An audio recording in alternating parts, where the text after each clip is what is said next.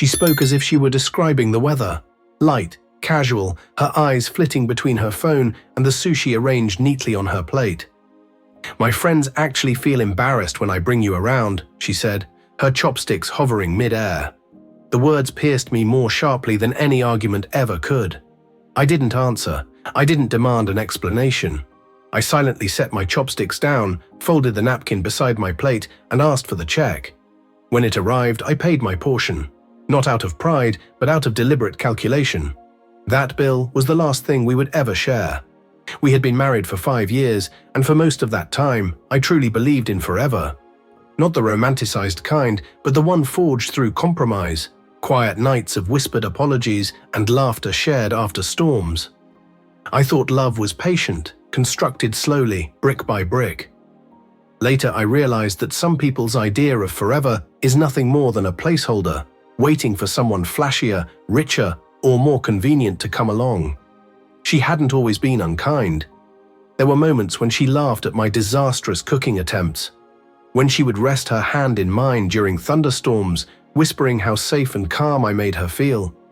That was before the promotion, before the corporate reinvention, before her co-workers became her moral compass. People who equated kindness with weakness and cruelty with strength. The shift was subtle at first: new perfumes, dinners that stretched late into the night, work events I wasn't invited to.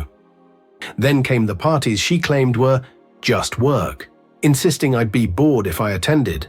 She was wrong. I wouldn't have been bored. I would have been horrified. By the time she made that offhand comment over sushi, I had already put the pieces together. Her phone never faced upward. Her laughter sounded brittle. Our joint card revealed hotel charges that screamed deception.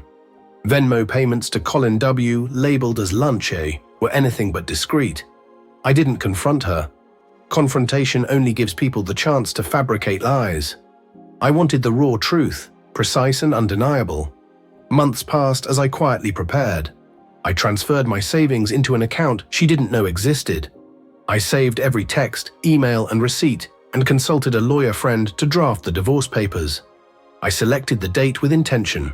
Her company's annual gala, the night she was slated to receive the Employee of the Year award. From my car across the street, I watched. She glowed under the ballroom lights, clad in designer elegance, hand casually draped over Colin's arm. At exactly 8:03 p.m., my lawyer sent the papers. Her phone lit up, and for the first time that evening, her smile wavered. She froze, then slipped out before anyone noticed, leaving Colin stunned and her boss's praise hanging uncomfortably in the air. I didn't follow her home. No need. By morning, her things were gone, and so was much of her carefully curated dignity. The company learned of the affair, and HR, unsympathetic to workplace impropriety, asked her to resign. Colin remained untouched, quietly advancing in his role. I did not gloat, did not boast, did not post a single word online. I simply moved forward, launching my own consultancy, the one she once dismissed as whimsical, the same one now sought by those who had mocked me. Success, I discovered, tastes far sweeter when savored quietly. Months later, I ran into one of her friends, the same ones who had once felt embarrassed for her. She looked uneasy, overly polite, realizing she had chosen the wrong side. I smiled, letting the gesture convey everything words could not. Then I saw her across the cafe, slouched over a laptop, hair unwashed, expression hollow.